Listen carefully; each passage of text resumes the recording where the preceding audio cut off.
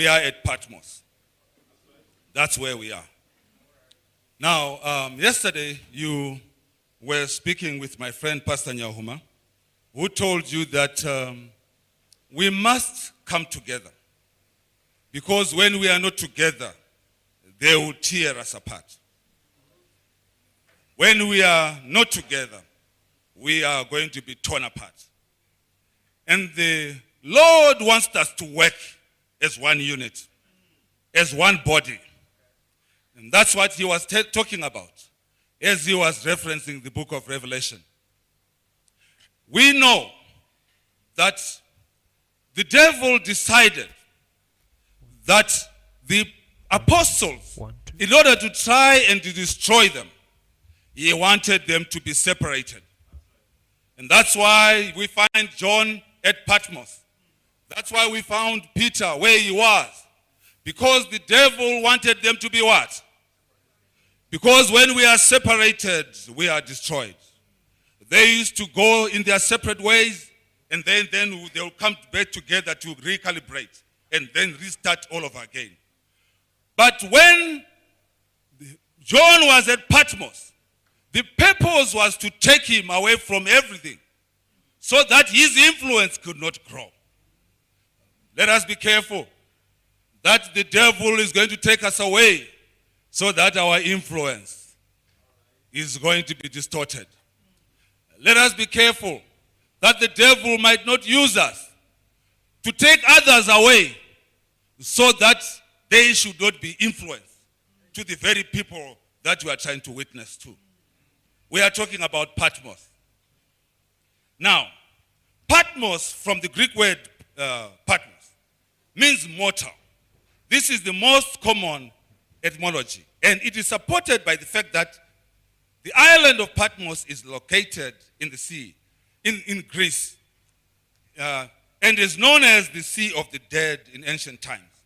Now, we are in the book of Revelation, might I add, but I know that there are a few pastors, but my audience is business people. Is that okay? So we are going to try and find out about business in the book of Revelation. That's what we are looking for. So if you are a pastor,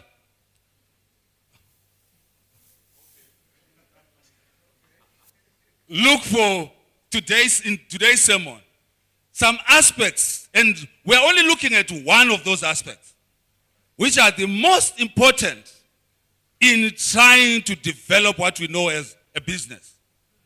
Today we are talking about that.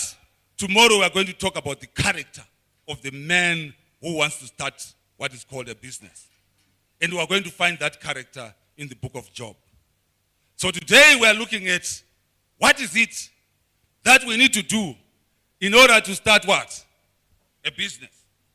And we want to look and find it at PATMOS. I've already told you that in Greek, it is mortar. That's what it means. In Hebrew, it means to tread or to walk. So the root meaning of the word PATMOS is derived from the Greek word PATMOS, meaning mortal or killing.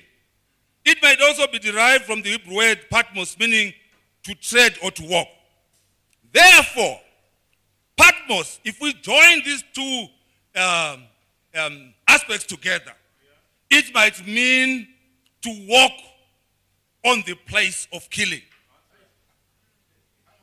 It might mean to what? To walk in the place of killing. What I'm inviting you, my business associates, is to walk in the place of killing. In the place of what? So, John was at PATMOS. And we know, I'm not a theologian, but the theologians will tell you that PATMOS is an island. It is surrounded by what? And you cannot go away from it. So this is where he was. So how do I tread? How do I tread? How do I walk in this place where there is no life? How does then John see life in the place of death? and that you'll be able to walk on it. I'm talking to business people. The area of Patmos is 34 square kilometers, which is 3,400 hectares. I'm sure my brother Gondong, you have a farm this size. To give you context, Harare is approximately 90,000 hectares. Therefore, Patmos is 3% of Harare. Never mind Johannesburg or Lusaka. So this place where he is confined at is only 3,400 hectares. So when you are banished or exiled to Patmos, one will be in a very small island where there is nothing, no life, nothing to do. And why are you there? Because you were preaching the word of the Lord. That's what John was doing. So the purpose is to make sure you will not be able to influence the real world when you are there. That's the reason why John was there. They could have killed him, but he had so much influence in Ephesus that if they had killed him, there was going to be a what? A demonstration.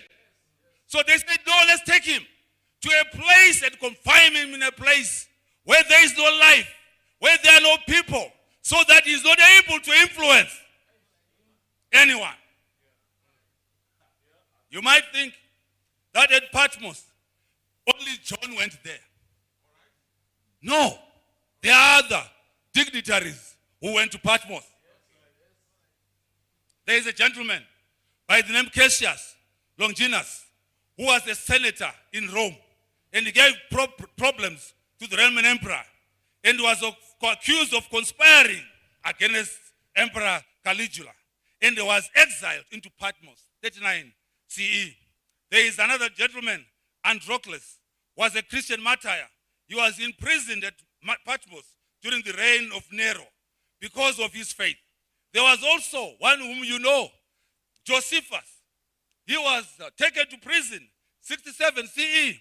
And when he was taken to prison, they said, okay, let us retire him to Patmos, because they were afraid of Josephus' influence.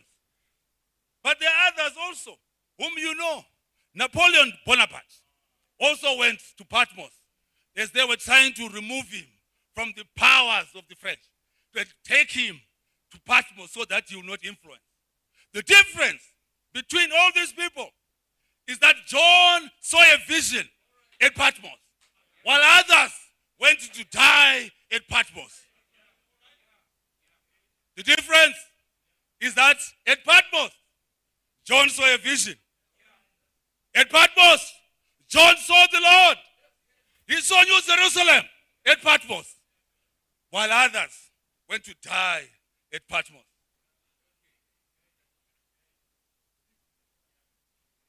Those who are listening to my voice, when trouble come your way, what do you see? Do you see death? Do you want to run away? Where are you going to go to? There is water all around you. Where are you going to go to? Are you going to cry and cringe? Are you going to sleep? No. You are going to see the Lord standing.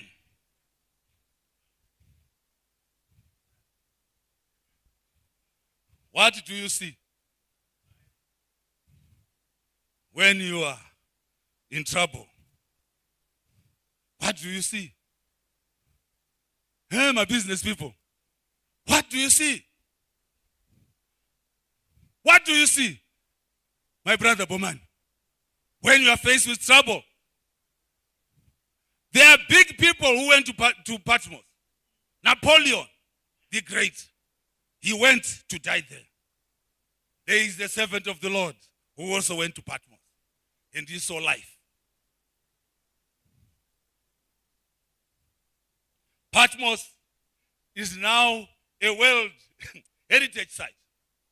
It is like Victoria Falls. It's a World Heritage Site. People flock there to this place every year. and they pay money to go and visit it. Patmos is no longer a place of banishment, a place of exile, but rather it is now a place of hope. So when you go to Patmos, you want to go and see where John saw the vision. You want to go and see. You are not going to see a place where Bonaparte died. You are going to see a place where John. So when you are talking about Patmos now, you are talking about where one goes and lives. So a place of banishment becomes a place of hope, becomes a place of life, becomes a place where you see God. That's where Patmos is now.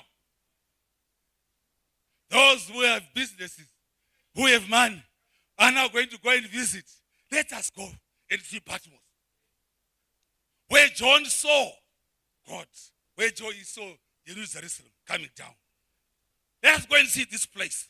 And when you step on that land, on that island, you are going to say, indeed, in all these troubles, Brian, that I'm facing, in all these troubles, it therefore means that I have hope. When you see Patmos, what do you see? Do you see a place of banishment, or do you see a place of hope? The difference is not why you went there, but rather what you did when you got there. It's not the difference. That's the difference. My business people, it is not what troubles you are facing. It is what you do about the troubles that you are facing. That makes you successful. It is not what is around you. It is what you see when you get there. What did John do when he got there? Let us go to Revelation chapter 1, verse 10. We are going to be here for a while. I was in the Spirit, verse 10, on the Lord's day, and heard behind me a great voice as the voice of a trumpet. So, picture this, my brothers and sisters. John had been exiled to Patmos. Obviously, he was struggling with this thought. What have I done wrong? What have I done to deserve this? I have been preaching the gospel of good news. Why do I go to a place of banishment when I'm preaching the word of hope? What am I doing here? So he was struggling with this thought. He was in deep distress until he got to the Sabbath. And then he rested. And while he was in his rest, God visited him. My brothers and sisters, when you are in your struggles, you will struggle to see God. You will struggle to see him. It is when you get to the place of rest that he then comes and visits you. He will come, and surely he will come. If you are fighting, you won't see him. If you are in a place of rest, you are going to see him. You are going to see him. You have to be on the Sabbath to see God. You have to be on the Sabbath. This was not the first day that he saw God when he got there. It was after some time when he was now resting. And he was singing songs, the Sabbath songs. He was singing the Sabbath songs and resting. Then he was visited. My brothers and sisters, let me tell you a secret. At Patmos is where you get the best businesses. I'm going to say that again. At Patmos is where you get the best businesses. It is in the time of trouble that the businesses becomes that you get the best vision for your business. It is not in the time of peace. It is in the time of trouble. It is the time where you are at Patmos. That's when you get the best results. At Patmos, most of you are waiting that this country or this country of Zambia or Zimbabwe, South Africa, things are going to get better. No. You are at Patmos. You are at Patmos. The world is waiting for you to make sure that everything changes. They are waiting for you. You are the John. You are the John. You are at Patmos. So the world is waiting for you to make a change, to make it successful. Because in the time of sorrow, in the time of solitude, that's where you get the best opportunity in life. I'm talking about what? Business. I'm not talking about going to heaven. I'm talking about having businesses here on earth. And we are finding it. Most of you want to read Rich Man, Poor Ruler. You can read them. But the best practices for a businessman who is an Adventist are found in the Bible. Read the Bible and you'll find all the examples that you need to become successful as a businessman. My brother, I heard you speaking when you were here, the banker, and you were saying, you know what? We want to be, people want to talk about Christianity, and then they want to know, we must know that we're talking about business. Hey, I agree with you, but Christianity and business, they work hand in hand. You don't separate them, because we are different. We are different. We are different. We are separate. We are not the same. We use Christianity. We use business. We are not of the world. We are not of the world. I was in the Spirit on the Lord's day and heard behind me a great voice, as a voice of a trumpet. So when you are at Patmos, you must be resting. The second thing that must happen, that when you are at Patmos, you must hear the voice of God. Are we listening? We must hear the voice of God. We must hear the voice of God. Our businesses are premised on the voice of God.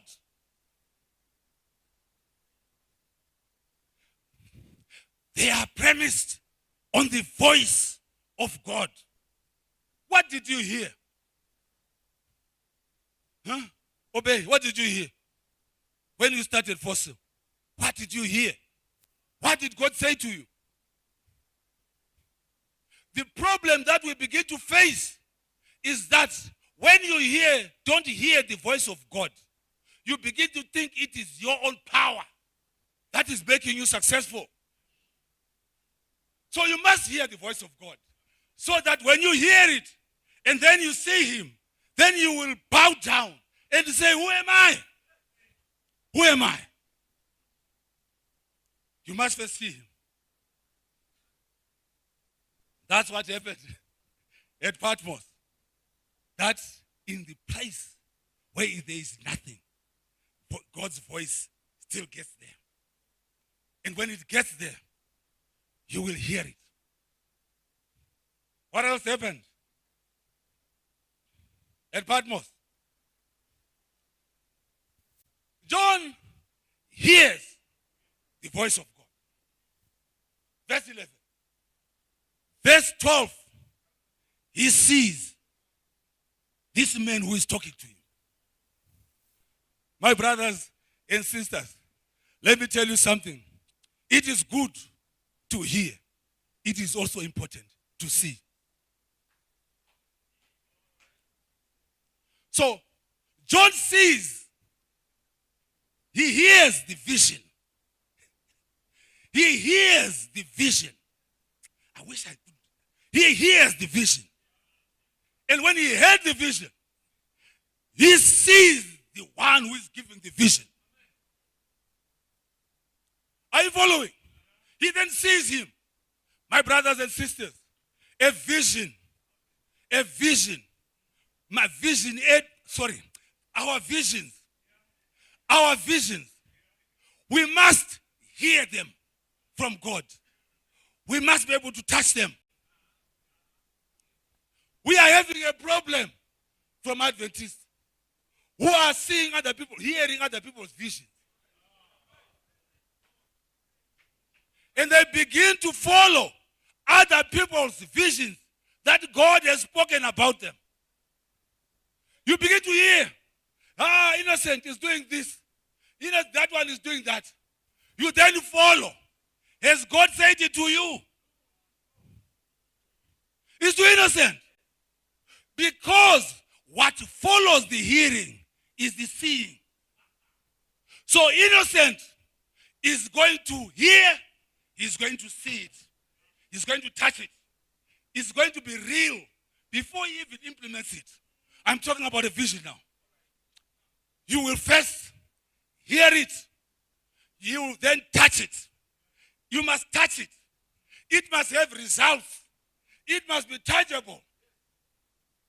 When we see it, before you even get out of the vision, you have already touched it. Most of the visions, people are following other people's visions. They don't hear. So they are going to, someone gave me a good illustration. Abraham, my brother, Abraham, he had a vision. You are going to have a son. He had a vision. You know that, right? When he had the vision, then what was required, Pastor, is now for him to see. He did not see Sarah having a daughter, a son. So he began to implement the vision without seeing it. Ishmael was born. Ishmael was born. So there is a danger in hearing and not seeing. And what is troubling Israel right now is Ishmael. Hearing and not seeing. We are having trouble today because of Ishmael. Of something Abraham saw. Abraham heard but never saw.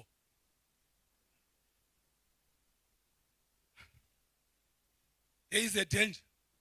Those who are listening to my voice, they love to hear. They don't like to see. Wait, because a vision is only complete by hearing and seeing. If you don't see, you have no vision. If you don't hear and you see, who have you heard it from? So you must first what? Hear. So seeing does not start. Hearing starts. Then you see. Are you following, my brother? But when he saw what he saw candlesticks, right? And then he saw Christ as a priest, high priest, standing amongst the candlesticks. And the book says he saw the Son of Man, representing that he was touched with our infirmities. So the one who was standing was a priest who was touched with our infirmities, who was saying, you can conquer like I conquered. And I stand in the place where God will hear you because I'm the Son of God also. Are you following? So the man who saw him, John as he saw him, he was seeing the Son of Man. He was seeing the high priest who was touched. So he was seeing a man who he had conquered on this earth. So while at Patmos, you must see Christ. And you must see him. But you must see him as he conquered. A conquering what? Christ. That's what you must see. He saw a conquering Christ. He didn't see a Christ at the cross. He saw a conquered, a Christ who had conquered. To say, you can come here where I am because I have conquered. That's what he saw. Then he says, the candlesticks, okay, the stars are the angels that are going to be at each church. The candlesticks are the churches. he didn't have to explain about himself. Isn't that so? Because John now knew who he was. But the candlesticks, the candlestands are the churches. And the angels, the stars are the angels. So on each church, there was an angel. Remember this. Now, I am reminded of Elisha and that young man. The Philistines are around us. What are we going to do? I think the Syrians, what are we going to do? Elisha prayed, Lord, open his eyes so that he might see. What did he see after he opened his eyes? He said the angels of God protected him. So what you are seeing here is an angel at each church protecting each church. That God was at every church. Are you following? That's what he saw. And then he saw Christ, who was amongst the candlesticks. So what was at Patmos? What was at Patmos? May I submit to you that what was at Patmos was not John, but the 7 churches. I'm going to say that again to you. What was at Patmos in John's mind was the 7 churches. John was more troubled worried about the churches than himself. So the answer that God gave him was about the churches, not about his condition. You see it from the answer. Don't worry, John, about the churches. Because at every church, I have placed my angel. I have placed my what? My angel. Tagwirei. Now we are coming to business. My brother, I want to help you. The question is, what is in it for me? No, that's not the question. The question is, what are we going to do for those people who are troubled? For the churches. It is not about me. It is about the church. About the 7 churches. It is not about what I'm going to gain, but what are they going to gain? They are in Patmos. They are struggling. What are they going to get? How are we going to save them? How are we? While I'm at Patmos, what is going to happen to Ephesus? What is going to happen to Laodicea? What is going to happen to the churches? What is going to happen to the churches? The Roman Empire is destroying the churches. What is going to happen to the churches? That was his worry. My brothers and sisters, when our businesses are built on self-gratitude, on self-interest, they are going to be finished. We are not here to build businesses for success. We are here to build businesses for God's work. We are different. In this room, there is no Elon Musk. In this room, there is no Zuckerberg. In this room, there is Yudegur, an Adventist, who believes that there is a Christ who's coming. So our interest is on God's work. What is going to happen to the churches? Is that your prayer?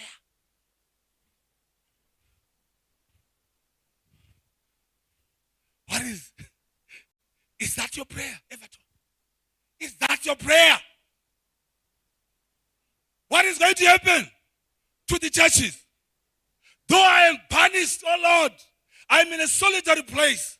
I'm more worried about my brothers who are enjoying themselves, dying. That's what I'm worried about.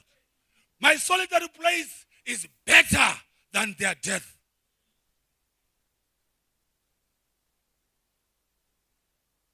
That's what John was worried about. And Jesus' answer was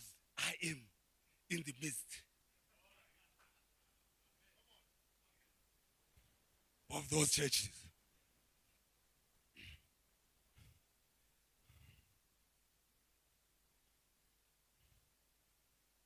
My brothers and sisters, we must recognize that our vision is for others. For others. For others. Your struggle is not for yourself. We are not Babylon. Babylon teaches I. If I. That is pride. That's Babylon. Christ teaches others.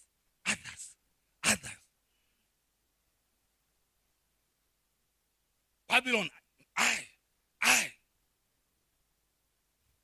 Most of you who came here, you came here for I. God is calling for people to come for others. The vision for this church is built for with people that are looking for others.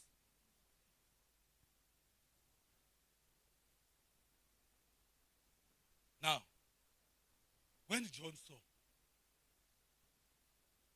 so when you look at the book of Revelation, the book of Revelation is all about 7 churches.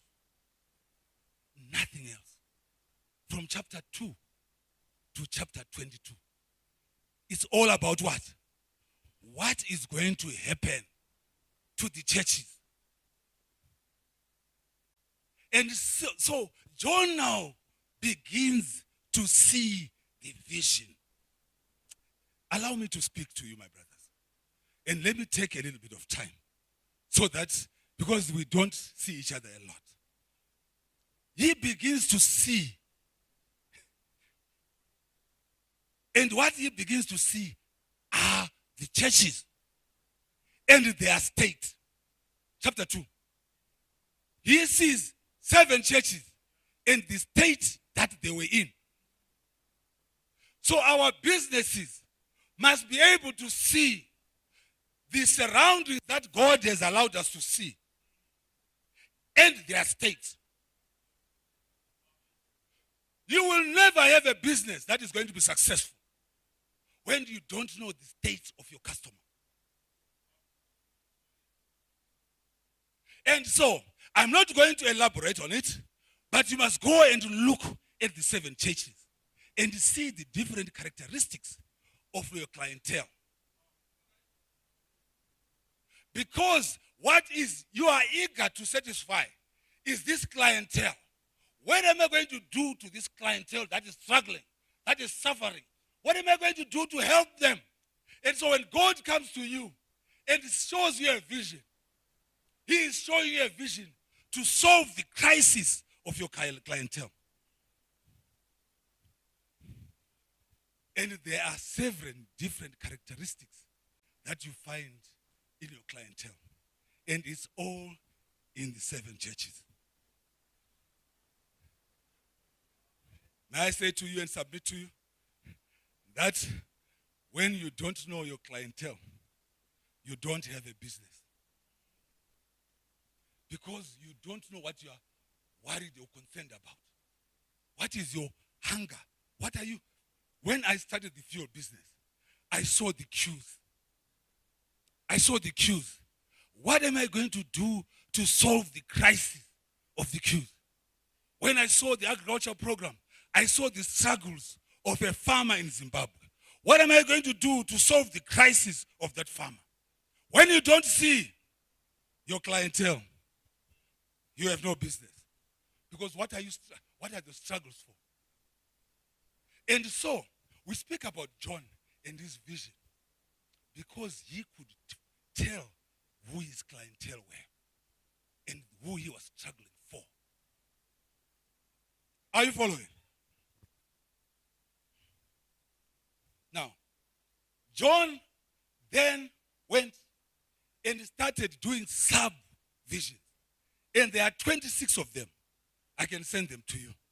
26 visions that you saw in the book of Revelation. 26.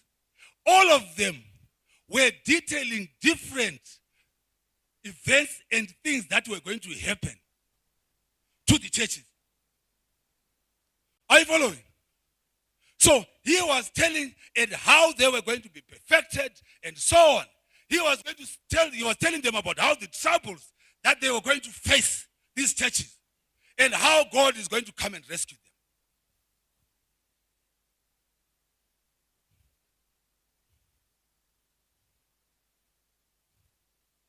The culmination of this vision.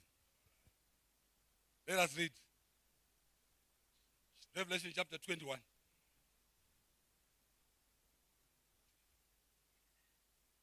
And I saw a new heaven and a new earth.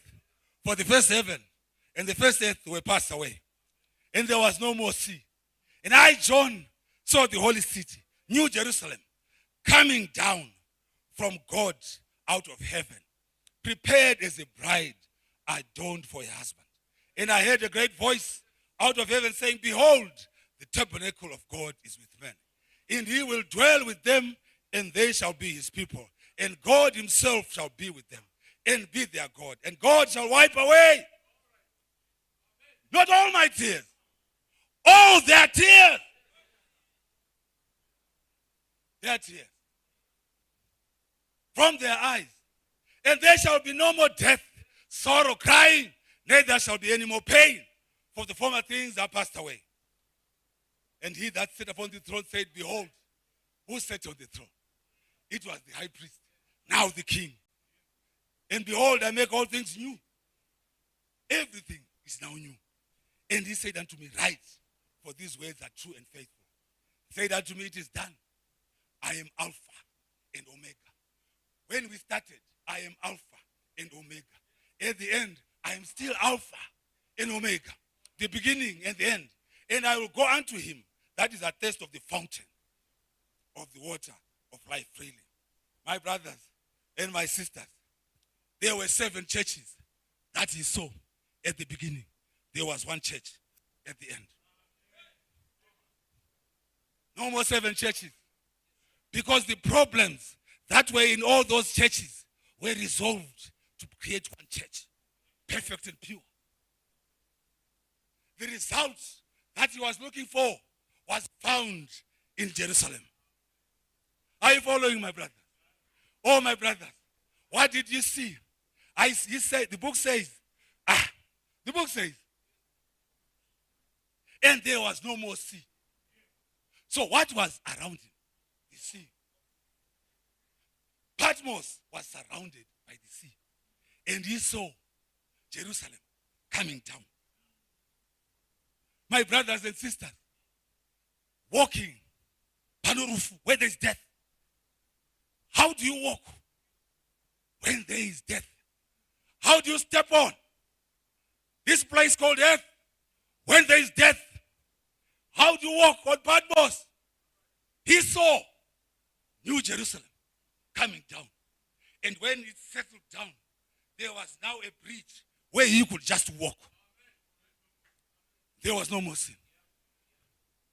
So he saw New Jerusalem. And he was now able to walk. So the sea was no longer a barrier. Because this earth, the Jerusalem was placed in such a place that he could now walk. He did not need a ship, nor a train, nor a plane. He could just walk.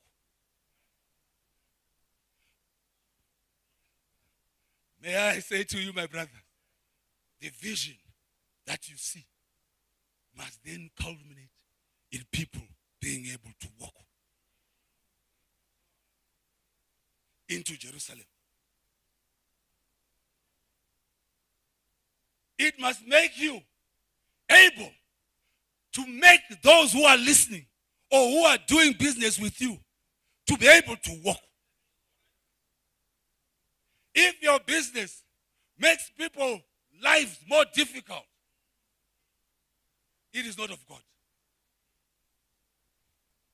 God's businesses makes people to walk.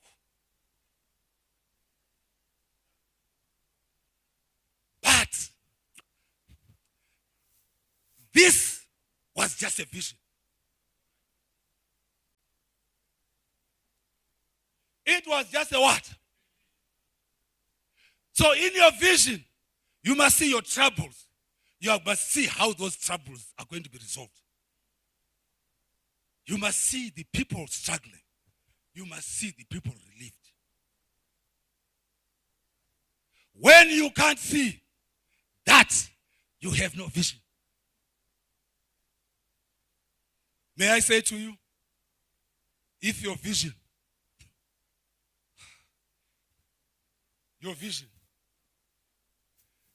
you must then be able to live a World Heritage Site. So that people might see, they might come to that place and get hope. People must be able to get, when they just think about you, Everton Mlalas, they must come to your place where you had the vision and get hope. So that those who want to have visions like you might get hope, might get inspiration. A vision is not complete if your vision cannot allow other people to see vision.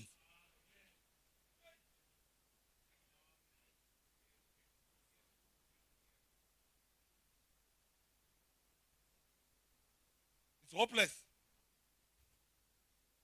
The reason why we are reading about John is because it is recorded. Can we record your vision in the annals of history? Our church has taught us to wait for God without creating visions. Our church teaches us to worship, to hear, but not to see. We can't see. We are allowed to hear. We are not allowed to see. Our church allows us to preach about Jerusalem, but not see it.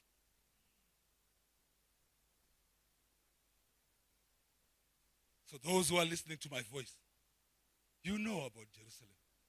We can talk about it here and talk about our problems. Africa has got this and that and that. What we are waiting for are those who have seen a vision. That's what we are waiting for in the Adventist faith. Not to talk about it, but to see it also. What vision have you seen? I'm just encouraging you. Evaluate your life. Are you at PATMOS? Maybe I'm talking to the wrong people. Because most likely, you have never been at PATMOS. So how can you see a vision when you are not at PATMOS? How can you have people that you are worrying about when there are no people you are worrying about? Eh? How can you? You can't even invite people to come and have lunch with you at home. When you get to church, you want to eat lunch by yourself. Then you want to see a vision.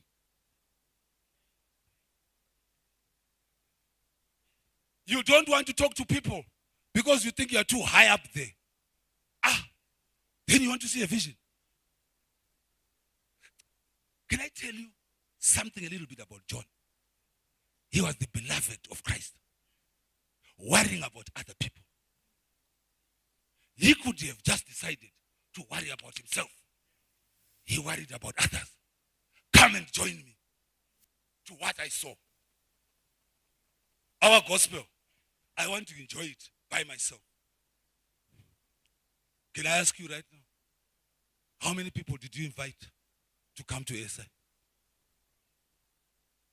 How many people did you pay for to come to ASI?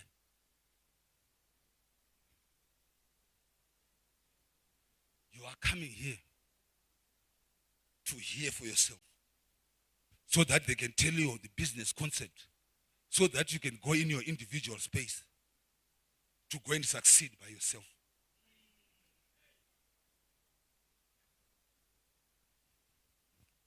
How many people did you invite? I was thinking I was going to see 1,000, 2,000 people. But that's how we are selfish. Those who are listening to my voice most likely have homes, cars, 2 cars, 3 cars, money in the bank. Look at where we are. Look at where we are. We want to spend it for ourselves, not for others. How can you see a vision? How can you?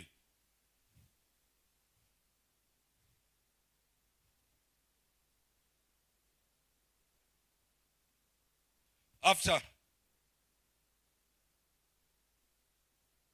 PATMOS, John went back to Ephesus. That's what they say. Well, that's what they told me.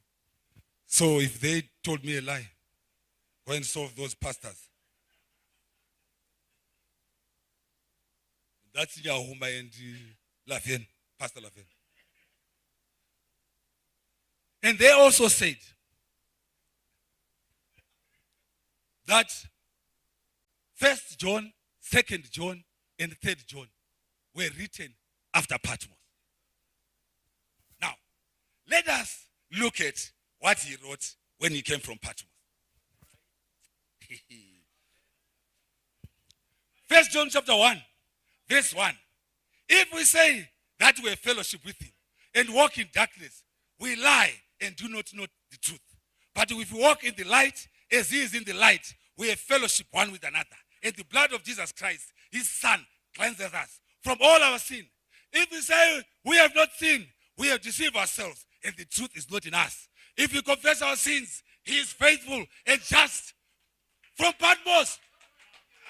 What did he say? From PATMOS. Chapter 2, verse 1 and 2. My little children, these things write unto you, that you sin not. And if any sin, we have an advocate.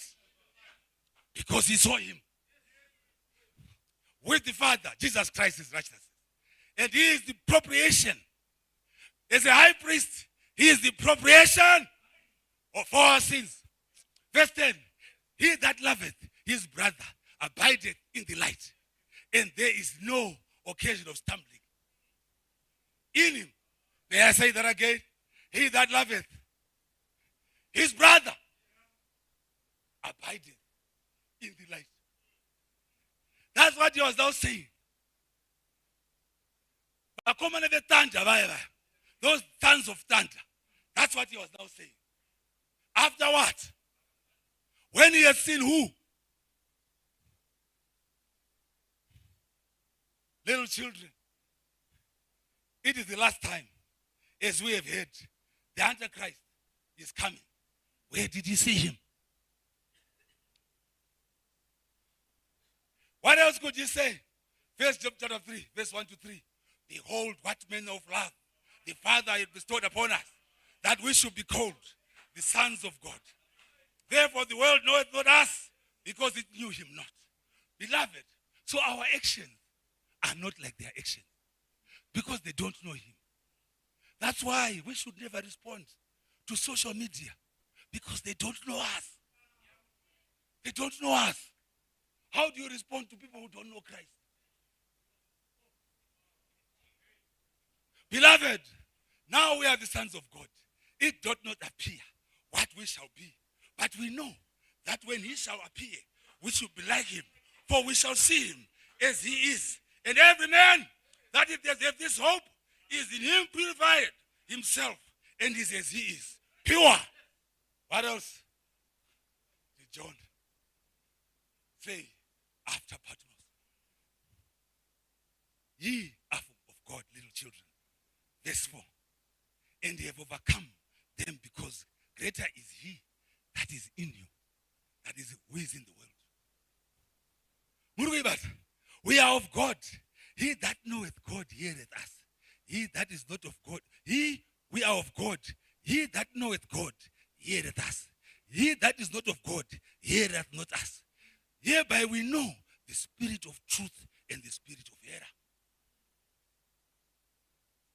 Beloved, let us love one another, for love is of God. From Patmos. My brothers, if you have not been at Patmos, you will never know about love. Only those who are at Patmos will have visions that see God's love. 1 John chapter 5. By this we know that we love the children of God when we love God and we keep his commandments. People think that when we're in business, we don't keep his commandments. No. We love others, we keep his commandments. This happened from Patmos.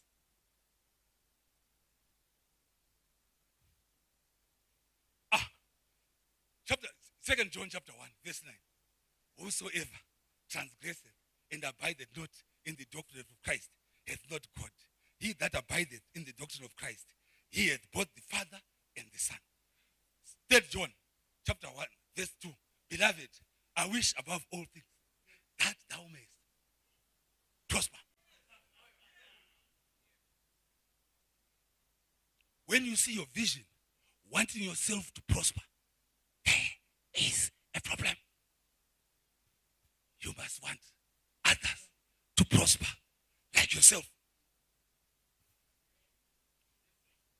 Those who are listening to my voice do not want others to prosper. They want to prosper themselves. Beloved, I wish above all things that thou mayest prosper and be in the health as thy soul prospereth. So, Paul is talking about two things. First thing, you must prosper, but you must also be in good health. So he wants you to be in health, he wants you to prosper. Health message, he wants you to have it. Good living, he also wants you to have it. Like he has it. But at Patmos, my brothers, as I come to a close, 162,000 convicts were taken and banished in Australia. Many others were taken to America and Africa. These places were places of banishment for the people who lived in UK and Europe. The convicts. If you had trouble or it caused a problem to the king, they sent you to a place of banishment. You were supposed to have been killed. But then they decided, no, instead of killing you, let us take you to Africa, to Australia, to America. So, when they went there, they were thanking the king for not having been killed, but given life in punishment.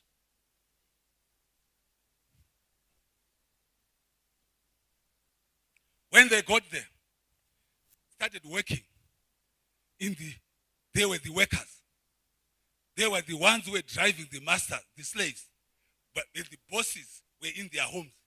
But they were working. As time went on, after working for so long, they were given reprieve. And though there are some who chose to go back to England, there are others who remained there. And when you remained, you were given a piece of land as your thank you. Those lands that they gave them are then what has built Australia, America, and the people that give us trouble here.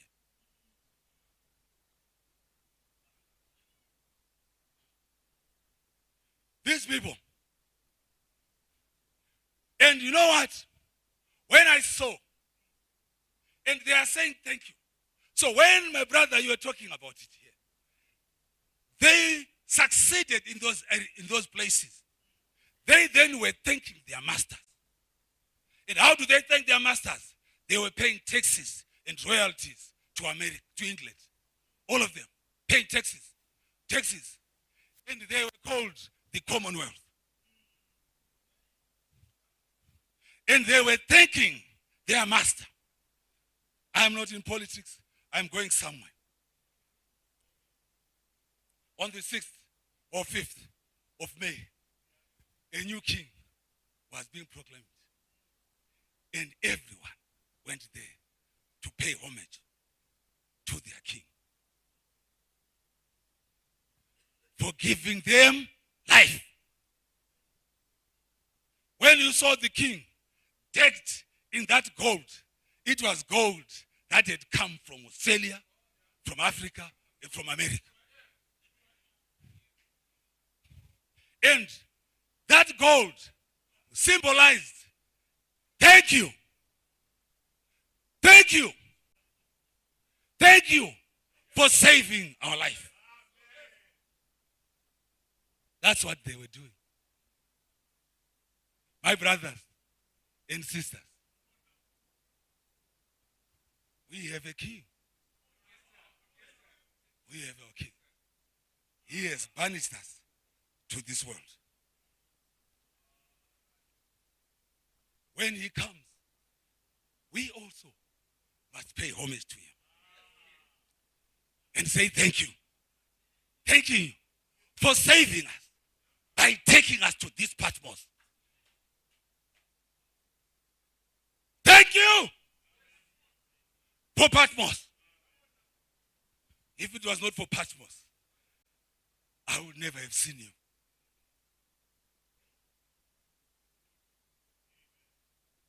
We are struggling for different reasons. World stage shows us the God stage. We are not of this world. We are not. Why do we act like we are of this world? In fact, may I submit to you, we see your king by your behavior. By your behavior. And through your behavior, you pay homage. So when he comes to your presence, what gifts do you give him? When I come and meet my God on my Sabbath, I bring my tithes and my offerings. And I say, thank you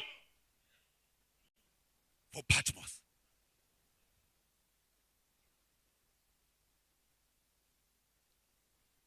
Thank you for PATMOS. Your business must have a vision. You must be able to hear it. You must be able to see it. Your vision must be for others. Your vision must be a life-changing experience, so that it might be a World Heritage Site. Just your vision, not your works. That others might come there and be saved. After you have seen that vision, you must say thank you. You must preach love. You must preach prosperity. You must bring everyone to Christ. If we don't do this, we'll remain mediocre. We'll remain following other people's dreams.